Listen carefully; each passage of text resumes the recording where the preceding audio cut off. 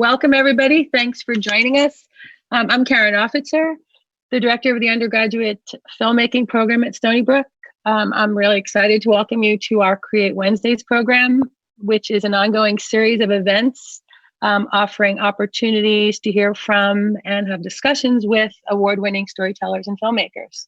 Today, we are lucky to have in conversation with us Kathleen Russo and Tony Deck, the directors of the Audio Podcast Fellows Program at Stony Brook, Southampton, and Imran Azad, who is a faculty member who works alongside them. I'm going to tell you a little bit about our speakers, and then I will turn it over to them. Kathleen Russo curates the Writers Speak Wednesday series and special events for the Summer Writers Conference at Stony Brook. In addition, she's currently in production for a new Hillary Clinton podcast, which I am very excited about. I see that with iHeartRadio to be launched soon. She was the executive producer with Tina Brown of the podcast TBD by Wondery, nominated one of the best podcasts of 2019 in Cosmopolitan. And she created and produced the podcast radio show Here's the Thing with Alec Baldwin. Tony Deck is a content strategist, consultant, and sound producer. He has created podcasting audio and video for mobile, on-demand, web streaming, and radio. He created and launched Bloomberg News podcasting startup, as well as having curated content and produced programming for Bloomberg's many media properties. Tony was the principal editor for the Peabody Award-winning documentary Leonard Bernstein, An American Life, a sound producer at Sirius and Sony, and has produced audio content for Time and Condé Nast magazines. Imran Azad is a recent graduate from Stony Brook University, where he studied applied mathematics and economics. He decided to take a different path than what was expected, however, and with a passion for the art of content creation and conversation, he decided to start the Unmapped podcast during his senior year of college. What initially seemed like mere procrastination from his job search quickly became much more than that. He now runs a digital marketing firm and helps alongside the Stony Brook Audio Podcast Fellowship as an adjunct professor. So please join me in welcoming Kathy, Tony, and Imran. Thank you, Karen. Applause all around. All right, guys, it's all yours. Tony and I are the co-directors of the Audio Podcast Fellows Program, which we started now. We're in our second year. Of course, we're like everyone else, we're trying to figure out how to teach the remainder of the semester. We're almost there. In fact, next week's our last class. But thank God for Zoom and for all our, hardworking staff getting us through and our students being flexible to get us through this semester. The goal of our program is to have our students who study with us for a full year to walk away with a finished produced podcast or a job in podcasting. These are just a few images of our locations where we teach for the Fellows Program. This is Manhattan, where we have a lot of great guests within the industry. Our new studios, the David Rakoff Studios in Southampton. And let's start with a little bit of podcast therapy. What kind of jazz you listening to? Stupid or boring? It's Mark Maron's podcast. He does cool interviews with really interesting people. This guy interviewed Krusty? Yeah. Hey, no. Oh, that's my earbud. Ew. The episode I'm in, it's framed around me interviewing Krusty. Wow, that's incredible, Krusty. I mean, really, I'm blown away. Yeah, well, it's true. It's absolutely true. I have a phobia of pies. Since I do so much podcasting, it was sort of natural. They have nicer equipment, and I think this studio is a little better than my garage. That's so crazy because, I mean, we've all seen you get hit in the face with pies on your show. No. Those are cakes decorated as pies. I think that Krusty, in comparison to the other 900 or so guests I've interviewed, was a little more challenging. Can you tell me about the sands of space? Oh, no. That's off limits, Soul Patch. We could talk about the exploding milkshakes in your Laffy meals. Did you ever find those kids' noses? I'm honored to be part of the history. I've done 900 on my podcast. I think the first 100 are actually in the Library of Congress. But who cares? There's something about the history of The Simpsons and its continuation. It feels special. Talk about pressure, though. Man, I remember once I was filming a special at the Laugh Basement in Tampa. This isn't about you. You got your ad in for Dollar Doorknob Club. Now let me talk. That's Mark Maron, the comedian. If you don't know him, he has a podcast called WTF. And Frank is behind the scenes. Frank is indispensable. He's phenomenal, actually. And we're really fortunate to have him on our team. And now I will turn you over to someone else who's equally phenomenal. That is me. I kind of got adopted into this program after being a part of it the first year. And it's been honestly one of the best things that's ever happened to me. So, I mean, I'm representing Stony Brook and I'm always, very happy to have gone to the university. As Karen mentioned earlier, when I was in my senior year, I was going through this whole finding myself thing, which a lot of us tend to do, especially seniors now. And, good luck with everything going on. But during that year, I, started my own podcast up and I had no idea what it was going to become or what I was going to do with it. And what I decided to do was join the fellowship. And I'm kind of like the go-to guy to talk about the fellowship at this point because of that. Because the fellowship really did hone all the skills that I had to put together to create a podcast. Because in today's world where we've democratized creating a show, it makes it seem like it's so easy to make a show, but there's so many moving parts. And that kind of plays into the whole reason why I started a digital marketing firm, is while producing a show and learning the ins and outs on my own and going through the fellowship and learning audio engineering, and then Tony telling me, all that aspects of really scripting a show and, all that goes into it. And then Kathy on the producer side, you really need an entire team to properly produce a show, especially if you're taking into account social media, your website. There's just so many factors. And then there's the people side of it and, talking and having conversations. And it's just such a lovely art form. And that bit from The Simpsons is amazing because it goes to show how far podcasting has come. And there's a new show on Netflix called The Midnight Gospel, same thing. The art form is so prevalent now and there's still a space to grow. And it's just, I think, one of the best art forms to bring people together. But the fellowship has been amazing and it's just something that's really brought all of my skills together and has allowed me to help other people with it. We always start with our assessment, a self-assessment in terms of what our stories are. So when you're thinking about why you want to get into podcasting, you have to decide, what's that story? Why this story? Where does that fit into the larger sphere of what's already being done and why your listeners should care? We ask our students that all of the time. They have to ask themselves that. Why should they care? Why they're telling their own story, but also to understand that the listener has to actually be invested. And basically what podcasting requires is to have that sense of purpose. But with that purpose goes, hopefully, a sense of passion, bringing the devotion to actually want to work on it. If you want to make it the best that you can, you need that devotion and you need the time, because it is not only about turning on a recorder and recording the audio and not only editing it and mixing it, but the bigger thing is when it comes to the storytelling, how to tell the story and how to tell a story for sound. We take everyone from concept to delivery. We cover everything that you'll need to know, and we have plenty of guests. What we try to do in the very beginning of the course is teach you how to tell a good story for audio, as Tony was saying. So we have someone like Catherine Burns from The Moth come in and teach you how to write a story for audio. We have Ophira Eisenberg from Ask Me Another to come in and talk about how she hosts her show and telling good stories throughout the whole thing and getting her guests to tell good stories. So it's really important to learn how to craft a well-told story, because everyone can tell a story, but they can't tell it well. And we teach you how to do that in the class first and foremost before we teach anything on technical aspects of podcasting. It's really getting to the heart of your story first and what you want to tell the world.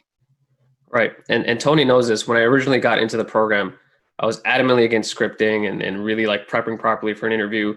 I kind of followed the format of you bring someone in who's interesting and you ask questions that you find interesting and you keep going with that route, which yes, you can get good questions out, and yes, you can get, your guests to reveal a lot, but the actual podcast won't end up nearly as good as it could. So the idea is that by writing out first and thinking about the process beforehand, you really can create a piece that will be much stronger and will be much more coherent overall. Tell me a story. I had the great fortune to work with Roger Rosenblatt. That was his basic mantra. Tell me a story. Mastering the telling of the story to make it the best that it can be is really at the center of what makes a good podcast. Your podcast will command a lot from you. It's the sweat equity, the resolve to get it done, being dedicated to it, and ideally a fair amount of mastery, because we're talking now about over 1 million podcasts are out there. We've crossed that threshold this month. There are plenty of independents. There's a whole universe of people out there, and everyone is trying to get better, to get noticed. My Favorite Murder is an example of something that started very small. They've gone to making, believe it or not, $15 million a year from their sponsorship. There's advertising dollars out there for small podcasts and large podcasts. The other thing I want to say about Roger, since we brought him up, is one of the exercises we have the students do early on is write about their most embarrassing moments as an essay, and then Roger listens to them all and critiques them, and then we have them record them onto audio. That's probably the first exercise we have our class do in the beginning of the semester. It's a fun exercise because those embarrassing moments are usually when you're young, and those stories are always the best stories. So like we were saying earlier, when it comes to creating a good podcast, it's all about having a good story. Those being young and making mistakes stories are always the funniest ones, and everyone always has one of them, at least. These are the great things about podcasting. Anybody can do it. As I call it, still the wild, wild west. Even after 16 years, it's gone through a little bit of ups and downs. Certainly, we had a little bit of a dip during the time of the economic crisis in 2008 for a few years. But then when Serial came on the scene, broke all records. And then Roman Mars, they really helped to push things to where we are today. If you have that ambition, you have a microphone, as my wife says, the world is your oyster. During our quarantine time, podcast downloads are a little lower. We're in stiff competition with television right now. And people aren't commuting. And people commute. The average time is 25 to 30 minutes. And people just aren't commuting right now and listening to as many podcasts as they usually do. Right. So that's an interesting fact that we just kind of found out in the last couple of weeks. I put an article up recently on our website on the podcastfellows.com, and I kind of went more into the details. Again, I was trained in math, so I do still like numbers, just not as much as I used to. But I looked into all the numbers on how podcasts are performing across the board. A recent release from Megaphone was talking about how, because the commute times aren't there, so that's 9 a.m. or earlier than that commute times, and then the 5 p.m. and after commute times, what has happened is that podcasts overall have leveled off. So people listen to them from the times 11 to 3 p.m. And mainly because of the fact that they're at home. So a lot of the times, if they are working from home, they can listen in between on breaks. And because they're not commuting, they don't have those front end and end of day times. And on top of that, they're also not going to the gym really. And if they do take a break in the day, it's maybe to go walk outside if they have the privilege to go outside and walk. And so that's contributing to podcasts being listened to through the middle of the day. But overall, the volume of people listening has been slowly coming back up. There's a big skew towards news for a little bit because everyone was, rightfully so, panicking and trying to figure out what's going on. Yeah. And still, trying to learn kind of as much as they can about the situation. Like Rob Walsh has mentioned, he spoke to our class recently, and he was talking about how coronavirus or virus-oriented podcasts, which had no followers beforehand, they've seen a dramatic increase in people trying to learn more and be as up to date with information as they can. And we should just clarify, Rob Walsh is a vice president over at Libsyn, which is probably the largest. In fact, I think it is the largest podcast hosting platform where not only independents host, and they've been around since the beginning, but some of the bigger names are there as well. If you want to be heard, this is your time. Not all podcasts, of course, are NPR quality or Gimlet quality, but they are extending their voices out into the universe. And that's the important thing. And then it's just a matter of how you can get better at telling those stories and how creative you are at spreading the word about your podcast. And that's what we endeavor to do, of course, through our program.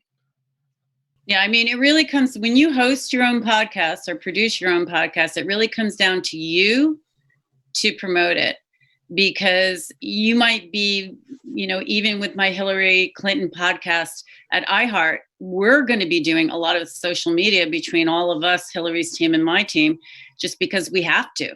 That's how we have to reach out to people and make them aware of the podcast. We can't just rely on iHeart to do it for us. So even at the very high level, it still comes down to the producers and the team to promote it.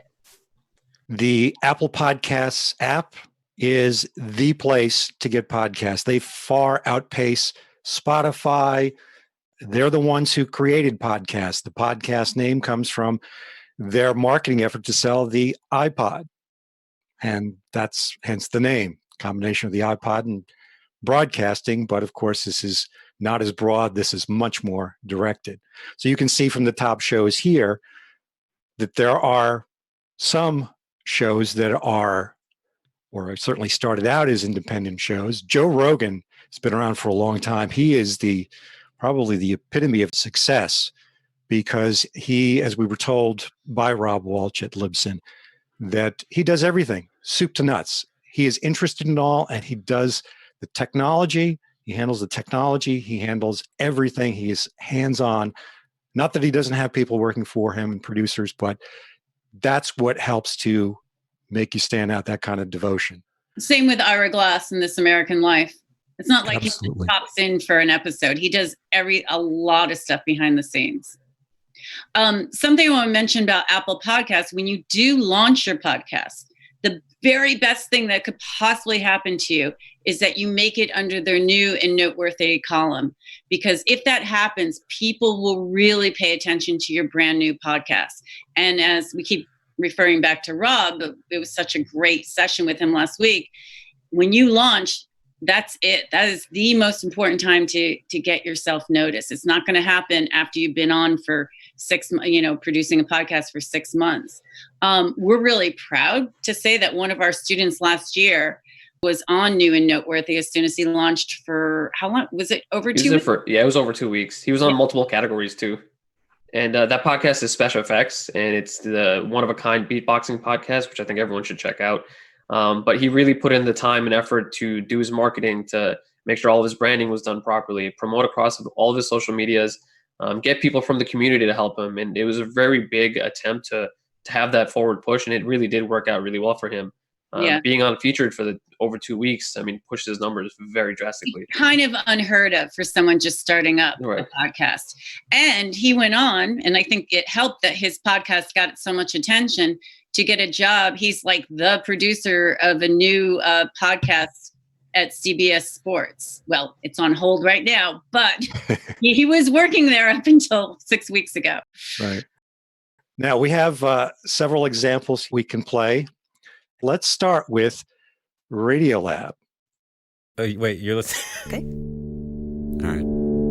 Okay. All right. You're listening to Radiolab. Radio From WNYC. See? Yeah. Next, Invisibilia. I think they're currently in season 6. This is a truncated version of their preview. Listen to the sound design. What do you do when you're the most targeted man in the world? We'll break your legs, but on the other hand, we'll give you quite a lot of money. How do you fall in love with pond scum? It started with the smell. He just smelled different. A stiff, nasty yeast smell? Over the weeks and months that followed, the smell didn't go away. It grew. Until one night, when Joy woke up to her husband attacking her. He just got a hold of me, just grabbed me. This season on NPR's Invisibilia, a prayer for our troubled future. At the middle of the road, you're on the wrong side. So there is the art of the teaser. These teasers here that are built into this preview are compelling. And the idea is what we call putting your best sound forward. When you're recording sound, you identify what's the most compelling and you bring it to the foreground to bring people into your podcast. StoryCorps was started many years ago before the podcasting era by a public radio producer named David Isay. David has done some tremendous work. Take a listen to the sound design here. Welcome, come on in. If you got the rent money, you can stay. If you ain't, beat it. This is an eat it and beat it hotel. Normally people come in, they stay for a day or two and get out. But for some reason or another, people come in, they like to stay for a year, 2 years. It's a nice place if you're short of funds and you need to lay your head down for a couple of hours. We hope to make your stay pleasant. But don't ask me for towels or soap. We don't have it. We do not have those luxuries. You checking out? Yeah, I didn't like the fleas in the bed. Fleas? Yeah, I had fleas. I scratched all night the whole time I was here. Yeah, roaches on the wall. I mean, we're not a luxury hotel. We're a street hotel. In other words, a place where you want to lay your head for a couple of hours or a couple of days, you know, without anybody bothering you. You want to see ID of any kind? No, I believe you. I mean, this is the kind of hotel where everybody gives an AKA. You're welcome to a room for a very nominal fee. Okay, here are my friend. You're all set. Thanks a lot, buddy. Okay, you can square yourself away, this, that, and the other. This is the last of the last. Well, welcome to the Sunshine Hotel. Thanks a lot. Yeah, the last of the last. I'm Henry, by the way. Henry and Nathan. How you doing, Okay, Nathan? my friend. Pleased to meet you. Okay. That gives you some samples. You know, what we try to expose our students to too. It'd be great. We have a chat. You can chat and just tell us what you're listening to for podcast and what your favorite podcasts are. Because we're always curious to learn about new ones and see if they're, you know, where our radar is as well. But we like to expose our students to as many different kinds of podcasts as possible. And they can be, you know, super original in their concept, like Beautiful Anonymous, where the host just takes an anonymous phone call and basically has a conversation with that person for an hour. And you might think that'd be kind of boring, but listen to it. It's really fascinating what he gets out of each guest. To, you know, something more polished, like Here's the Thing with Alec Baldwin, which is pretty much a straight, I'll just put my plug in for that one. It's a straight interview show, but Alec Baldwin is such a great personality to be doing interviews. And the reason why I want to do a podcast with him is because his stories are just as good as the guest stories. And I would say we butted heads the first time we started working because he wanted me to cut him out of the interview, be more like a Terry Gross, where he's just listening and commenting here and there. And I said, no, what's going to make this podcast, you know, really stand out is that it's a conversation and people listening in want to hear your stories as much as the guest. So there's such a wide range of podcasts out there, and fiction is also something that's really gaining a lot of momentum lately, especially during this quarantine time as well. Actually, one of our guests that we had in our class just before this all broke out and self-quarantining stopped, Zoe Saunders, formerly at Studio 360 at WNYC, was working on a podcast. She came to speak to our class, had to be mum about it, but then it was revealed the following week that she'd been working on CNN's coronavirus podcast with Dr. Sanjay Gupta. Just the couple of examples you gave. I mean, when I first got into the program, I didn't realize how many different routes you could take with producing a podcast. I mean, I think all of us, especially because the way Joe Rogan's podcast and Mark Maron's podcast are kind of set together, where it's that sit and talk formula, because that's so popular and so many people do listen to those shows. At least from my perspective, I know a lot of people think that that's like one of the only show formats you can do. But with podcasting, you can make any, like, again, the world's your oyster and you can make anything you want. And there's so many different ways that you can make that happen. It's just really dependent on what you want to put out into the world. Really not that much censoring involved either. You can swear. It makes our class way more fun. I mean, we're in a format where we're open to talking and there's no censoring in our classes. I mean, a lot of our fellows they're open, you know, they're going to say, we have Paul in our fellows class and he is an open book, and I think it's a really fun environment to be in because I think, especially for me, coming from a background where I was going to go more into like a corporate environment, it's different. You don't really get to openly talk about all these different areas of life or, things you're experiencing. But podcasting is that form where we're kind of recreating that beauty of conversation. And it's just, again, it's a really awesome format to bring people together. It's a real community. We mentioned before one of our fellows from last year, Tony Levitt, who's now working at CBS Sports. This is his podcast, Special Effects, all about beatboxing. I bring this up to demonstrate to you his marketing efforts. He had a launch party in Manhattan at the Bowery Electric where he had guests beatboxing. He was up there beatboxing. He did an interview, which he then featured, I believe, in one episode of his podcast. Here's the thing. I didn't know a thing about beatboxing at all. Didn't think I would be interested in it. But he crafted a good story around beatboxing, and that got me hooked on his podcast. So you can you can branch out past who you think your target audience might be if the story's good. On top of that, he brought passion to his project. I mean, at every stage of development, he had energy, and he really reeled you in with the fact that he loved beatboxing himself. Right. And his enthusiasm for it made you enthusiastic, which was amazing. Right. And he didn't really know much about beatboxing before he started this. Yeah, the history of it, yeah. One of our other fellows from last year, and we had a wide range of fellows last year, still fairly wide this year as well. Students right out of undergraduate studies to an octogenarian.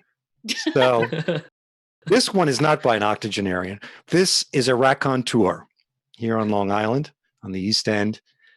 And this is what one of our sponsors, Megaphone, what they provide for our students, which is a place to host the podcast. Now, they are an enterprise business, and we were fortunate that they approached us. This is where the RSS feed is generated, which is the syndication link that you then submit to Apple Podcasts and so forth to share it with the world. Many of you may know Gail Sheehy as a wonderful author. Gail was with us last year, and she did a podcast about what happened in the aftermath of the Parkland school shootings, and talked to the students about how they were trying to grapple with and transform the pain and the horror that they went through. We have a podcast partner, WSHU, public radio station, with a wide reach. They're based in Connecticut. They reach to all of Long Island and into parts of New York State, as well as Rhode Island, and I think Massachusetts. And they are very generous with us. They help to showcase our podcast work. Our sponsors, as I mentioned, Megaphone. We also have Samson Electronics and Hindenburg, and that's editing software that was specifically designed for the podcaster and for audio journalists. And the idea was to make it as simple as possible and to automate some functions. If you know what compression is, even if you don't, a compressor usually has anywhere from 3 to maybe 5 dials. This has 1, and it works remarkably well. These are some of the tools, basic tools: set of headphones, a microphone. You can record through an interface directly into your laptop, or you can use a standalone handheld Zoom recorder, which is what we use for our classes. So does anyone have any questions? My name's Nawal. So I just had a question about, with the Beatbox podcast, and they went beyond their intended audience. What's the best way to go beyond your intended audience? Some people call podcasting niche casting, which in some respects it is. I like to refer to podcasting as something with a wide funnel at the top that narrows down into that niche. What's in the niche are you're super serving the people who are really passionate about what you do, the real dedicated beatboxers. But at the top of the funnel is where you can catch some people who may not necessarily have that same passion or interest or even knowledge about something like beatboxing, but yet they may have an interest because it's music and they've heard about beatboxing maybe. And especially if you listen to that podcast, you'll listen to the passion that Tani brings to as the host and producer of the podcast. If that brings you in, and he's got good sound teasers that he uses to bring people in, well, now you might get interested. So that's one way to broaden the audience. And the other thing I think that worked in Tani's case was there was not another beatboxing podcast out there. In fact, I think his is still the only one out there. So there's thousands of interview type shows, but there was only this one. So I think that caught a lot of people's attention. He was relentless in his social media. He joined every Facebook podcast group that existed that he thought would help promote his podcast. And we mentioned earlier, he had the live event. He just invited all sorts of people to that event and then streamed it live so that he was trying to, go past those people that might just be fans of beatboxing. He really was very creative in how he launched it. And again, the launch is the most important thing. And he reached out to, places that we would have never even thought of, actually. So the beatboxing community on YouTube actually has millions of people that are always, watching events and watching the beatbox battles. I actually got into it once he started mentioning them. They're awesome videos. I recommend checking them out. But he was the first one to actually talk to these people in the beatboxing community, bring them together, and then give them a platform to talk upon. So anyone that had maybe an inkling to want to learn didn't have anywhere else to go. Tani was the only person that actually made a show that would give you everything that you wanted to learn, and it was all together. On top of that, as Tony mentioned, he was really good at making his teasers, his trailers, and getting the word out. And by getting the word out on social media, it was, those little tidbits were enough to get people to be interested. And I think that was the way that he reeled people in. So I think that answers that question. Thank you so much. I would add one thing to that, which is we brought up on the screen a podcast called Not That You Ask. And Imran works with Bill Goldstein, whose podcast that is, and has been working very closely on the social media aspect, developing the website. Now, Bill is also a public speaker. He's a writer, and he has a lot of different components. So this is a silo for him, in a sense, for his business and personally, for him to market himself and to share what his opinions are with the world. I've been working closely with him for months now, and he has a full-on social media marketing strategy. So we're putting out content almost every single day on multiple platforms. So he has a Facebook page, a LinkedIn page, his Instagram page. Then he puts out his podcast. He has blogs on his website that also go on all these platforms. So there's a lot of moving parts. And I'm actually really proud to say this month, in the month of April, he had 250,000 impressions, over 5,000 engagements, and over 1,000 clicks on all of the content that he's put out. And his podcast has surpassed a little over 1,000 downloads. And that's just because we've been working nonstop putting out this content. The idea is that with social media marketing, it's you just have to try to reach people as many ways as you can. You have all of these outlets to try to get to people. You want to produce content that they're going to be interested in and that they're actually going to want to read or listen to or watch. And as soon as you do that and you can connect with your audience, they're naturally going to want to listen to what you're saying. And the important thing is that Bill started from zero. It's not like he had special connections somewhere. He just had his own network of people that he knew. And he had someone like Imran and his team working to assist him with the social media. If you're adept at it, that's great. If you're not, you can always partner with someone. Another one of our fellows last year, Keeping It Real with Bridget O'Neill. She's appeared many times on The Moth. She not only tapped into those people that she knows in that area, but she also guests on other podcasts. So if you find podcasts that are in your space or maybe only tangentially in your space, but if you find something that really resonates with you, you can offer to do an exchange. I'll appear on your podcast. I'd love to have you on my podcast. And yeah, that happens all the time, and it's really good boosts. Like the time we had Ira Glass on Alex's show, our numbers just went super high. So you're really encouraged, no matter what level you're at, to cross promote on each other's podcast. I think people forget the social aspect of social media. For every guest that I've ever had on my show, we make sure that we talk about how we're going to promote on each of our channels, how we're helping each other. and how the conversation isn't just for the two of us, and it's for our guests, and how we can actually provide value to anyone that listens. Because the biggest thing is when you're creating a show or a podcast and you want people to listen or be engaged with your content, you're asking for their time. And Tony always says this is, why should I listen? And why should your guests listen? And the idea is you have to give them the value. So let's say we have students who are listening who kind of intrigued and they like this idea. You've talked about the skill of storytelling and passion. What are that they really need to kind of hone and figure out? What are some of the other skills that people need to learn, will want to learn, can start working on either on their own or while they're home? Let's say in the next month or so, they're thinking, oh, okay, I have an idea. What do they do next? Well, technical skills are something that Imran and Frank and Tony teach all the time. Learning how to edit is really key. Some of our students get it and some don't. And if they don't, you can farm that out as well. But for the most part, they edit their own. So that's really important. How to host a show, we also teach them, even if you're planning to host or not. And that is a whole nother skill set that we teach them and bring people who are actually doing, like someone like Vera Eisenberg, in to talk to them about it. We also like to try to show them what goes on behind the scenes. A lot of podcasts you listen to have writers, they have researchers, they've got a whole team supporting them so that they can put on the show that they want to put on.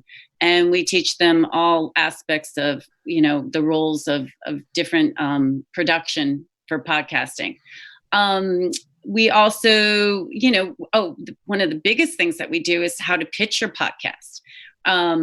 We've been doing that with our undergrad class this semester, but for our fellows, they actually tomorrow night, they have they're going to pitch it in front of Carrie Donahue, who is a biggie at PRX, and Trey Kay, who has a really popular podcast on NPR, Us and Them. And they've got 15 minutes to tell the guest about their podcast. Then they play them like a 1-minute audio. And they also show their graphics, because we have them work on those all throughout the year, their logo and design and branding for their podcast. So they did one in the fall and they're doing the final one tomorrow night, so that they can actually take their finished podcast product and go into a Stitcher or go into a WNYC, hopefully, and pitch it if they feel so inclined to try to get someone to pick up their podcast and produce it for them. Take a look at podcasts that are out there. Start listening to podcasts, as many as you can. Even if you just listen to what are called the trailers or previews or episode 0, that they tend to be shorter. They can be anywhere from a minute to maybe 5 minutes. And that'll give you at least a taste of what's out there. See what's out there that you like, that you're interested in. If you have an idea, what other podcasts are out there? How do you think you can differentiate yourself? So there's the listening. And also, real simple things. Everybody has an iPhone. Everyone has a voice memo app on your iPhone. Start recording yourself. If you're uncomfortable about it, which is not unusual, you're sequestered now, sit in a room, turn on the recorder on the phone, and talk to yourself. Talk about the things that are interesting. If you have something you want to write down, an essay, read it out loud, put it aside, come back to it, listen to it, and have other people you trust listen to it and get some feedback. Those are some of the basic things you can certainly do right now, in addition to looking at technical things that you can learn. There's so many now free seminars, webinars, videos, software too. You can get free software. I think things like Pro Tools, if you know what that software is, that's free for 90 days if you download it now. So take advantage of this time to just expand your horizons and really delve into it. Some of us keep journals. Start recording them and what you're going through during this time period. And to what Kathleen and Tony said about just, creativity, and like pursuing things curiosity pursuing. The idea is that podcasting is very complicated. There's a lot of moving parts, and let your curiosity lead you. I started off, and Tony had mentioned this, but I didn't really get to it, was I wanted to have a video component. But when I first started, I wanted my guests to be anonymous. The idea is that every step of the way, I kind of trial and error learned. But what you can do is you can kind of sit down and take the time to really do your research beforehand and, figure out what those moving parts are, and, figure out which parts matter to you and which parts you can use to make a show that you'd, like to pursue. Yeah. Any other questions or comments? Like, I would love to hear what people are listening to too. Let's see. We've got a comment here. Okay. How do you promote your work without reposting links to it a billion times and feeling like you're begging? I mean, from my perspective, I can say that because I have a longer form show and it, will run from an hour to an hour and a half. One of the things that I do is I'll cut it up into clips and I'll put those clips out on YouTube, which is one of the big reasons I like using the video aspect of it and having that format, because it just gives me more an option to put more content out there. Something else you can do is like audiograms, which is like little examples or teasers of your episodes. And you put those out into the world, and hopefully other podcasts might pick them up, or anyone in social media might pick it up as well. I know what you're saying about reposting, like on Facebook. You feel like it's all about you, and you keep doing it every day. It gets tiresome even for yourself. But there's other outlets. Instagram is another one. You may not think of that for podcasts, but we have some students who have already created Instagram accounts promoting their podcast. So there's other, use every vehicle, social media to do it. So you're not just promoting your links on Facebook every day too. You're looking to connect with people. So if you have friends on Facebook, whether they're actual friends or they're just people you're connected to on Facebook, is to invite them in. Let's say you're making an episode on the difficulties that you're experiencing going through this period of time now with COVID-19 and all the shutdowns, and the self-quarantine. Instead of saying, hey, I got a great podcast about this, I hope you'll listen to it, go to your audience, pose them a question and say, is anybody else going through what I'm going through? I'm having a really tough time. And so I spent the time to sit down and create an episode of my podcast. I'd really love to get some feedback from you. And, and maybe I can even have you on the podcast and we can talk about this and share some of our experiences. That's creating a sense of community. It's not just about you. It's actually the starting point is you. You're the narrative thread for your podcast, but you're actually looking at how you're connecting with other people, that sense of community. There's also, we encourage people to think about call for action at the end of their podcast to engage your listeners and make them interactive. Like for the Hillary Clinton one, we've got a phone number you can call and ask Hillary a question, or, make any kind of comments or ask her advice about something. You could also, post on Facebook any ideas that you're thinking of for future episodes. That engages people as well. I mean, any kind of social media. So you could think of different ways that you can engage, because more than likely you're not going to be doing a live podcast, but you want to think about how you can keep your listeners engaged. And we have another question. Starting and ending podcasts. Do you keep it going indefinitely? How do you know when it's run its course? When you have no more downloads. That's one way, yeah. One way. Or, you get tired of it. There are some podcasts that it's like a TV show. They run their course, like Seinfeld. Well, that might not be the best example because it ran for how many years. But something, I don't know, The Office didn't run that long, right? Or something, but you just know when it's time to move on to something else, or your downloads are really going not in the direction you want them to. Then it's time, because podcasts do cost money once you get to a certain level. And if you don't have the ad revenue, you're not going to, who's going to be paying for it? You're going to be out of pocket if you're doing it yourself and you're not getting ad revenue to help support it. Yeah, we do a self-assessment with our classes at the beginning, and then we go through it periodically as well. And that self-assessment is, what are your strengths? Why are you doing this? And also to consider, if you've got ideas for a podcast, how can you sustain it? Maybe it's only a limited series. Maybe you have 6 ideas for episodes. So that's great. Then you work on those, you make it as a limited run. The other option, of course, is that if it's not a series, it's just a perpetual podcast, which is what Kathy's talking about. And then it's a matter of, if you're really excited about it and keep going, that's great. If it's run its course, you stop. And certainly if you feel that you're getting burned out, that's one reason to stop. And as soon as you start to feel that, you probably want to stop, recharge, launch another podcast, rebrand it, I mean, Serial, I know for Sarah, she only had one season in mind, but it was so extremely successful. That's what brought her season 2.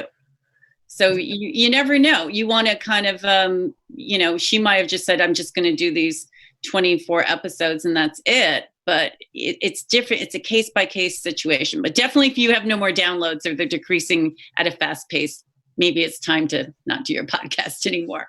I'd definitely say it depends person to person. I mean, the Joe Rogan Experience is going on for what, 1,400 plus episodes? Mm-hmm. I mean, he's getting millions of downloads per episode. He's not going to stop anytime soon until people really stop paying attention. But then there's also shows that do season to season, and they only have a couple of seasons in mind. When you mentioned The Office, Kathy, I was just thinking, like, to me, The Office ended when Michael Scott left. That was it for me. Like, it didn't matter to me at that point on. But it depends on what you want from your show and what you think is the right time or the right amount of episodes. And the platform's so open, you can really, make it your choice. That said, The Office is now a popular podcast. 2 of the actresses play the episodes and deconstruct it and talk about it. So you never know. The other thing I don't think we mentioned is that podcasts now, for anyone who's interested in film that might be on in TV, they're being used as pilots for TV and for movies, actually. I mean, look at Tiger King. That was a podcast, the most successful series on Netflix, and they're making a movie out of it. It was on a podcast last year on Wondery. So you never know. It's a cheap way to do a pilot, and a lot of shows are doing that.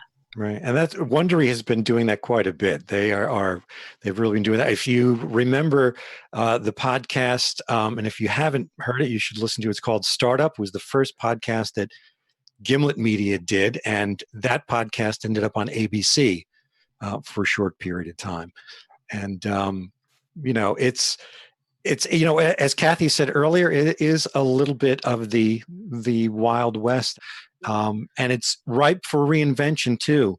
I wanted to emphasize when I was listening to Imran talk about Joe Rogan, when you look at that top list in the Apple Podcast app in the store, remember that Joe Rogan is a comedian. He's also he's a martial arts fighter. A lot of these people that are doing podcasts that you'll see at the top of the list, sometimes they're coming in with a built-in audience. My Favorite Murder, I don't believe they did.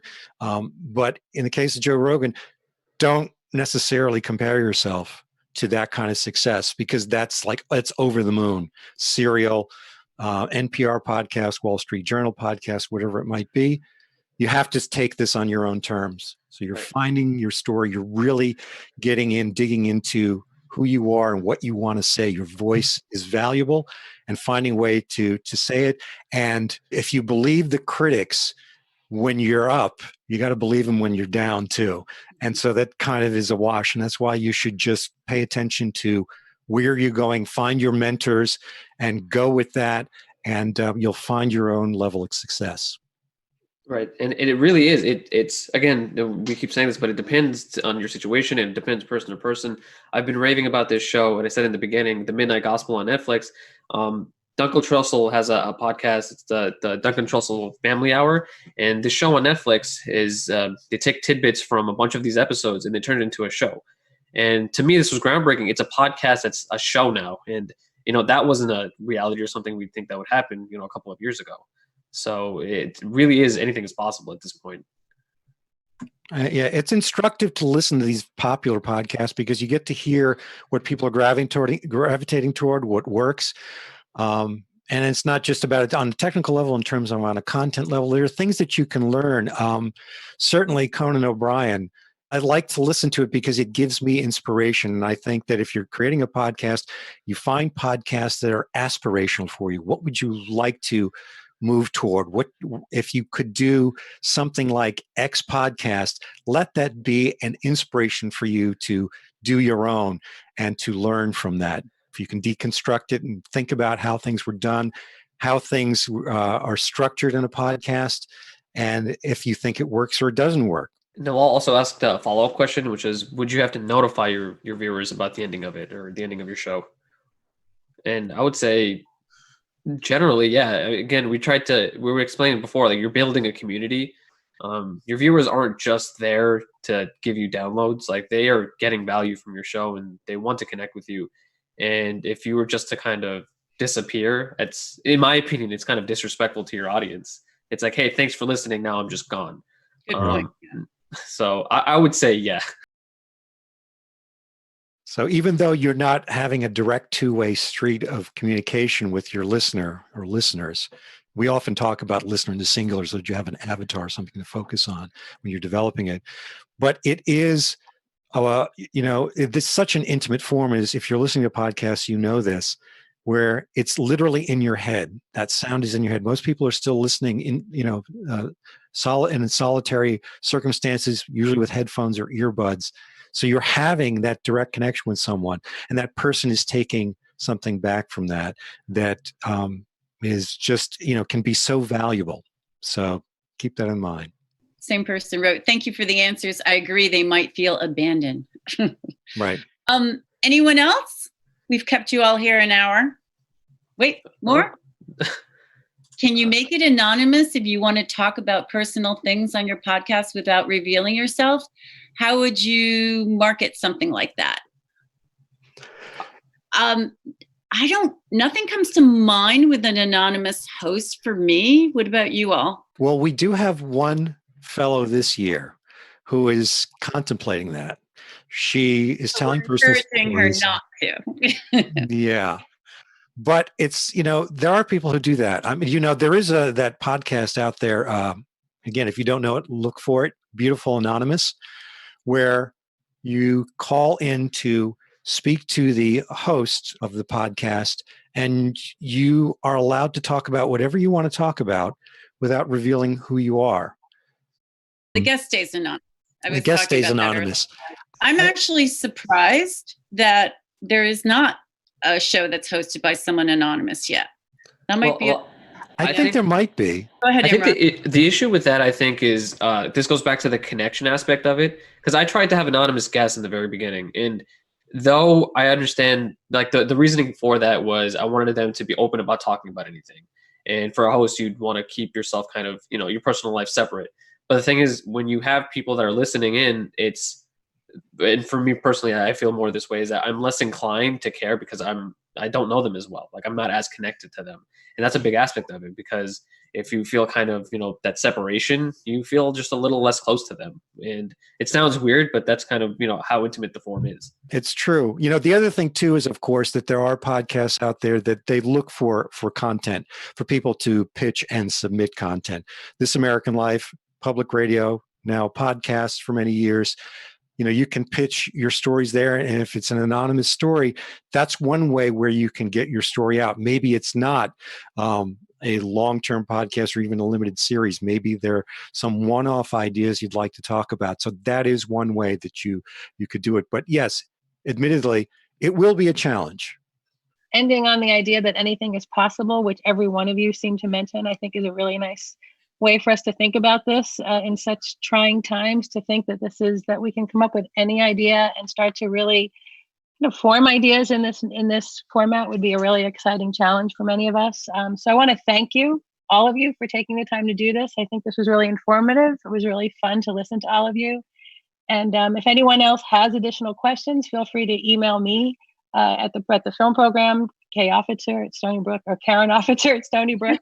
And I'd be happy to pass it along to everybody and get more answers for you. But I do want to thank you all for coming and doing this with us. Thank you so much for having us. Yeah. Yep. Thank you, Karen. And thanks to everyone who participated. Thanks, everybody. Bye.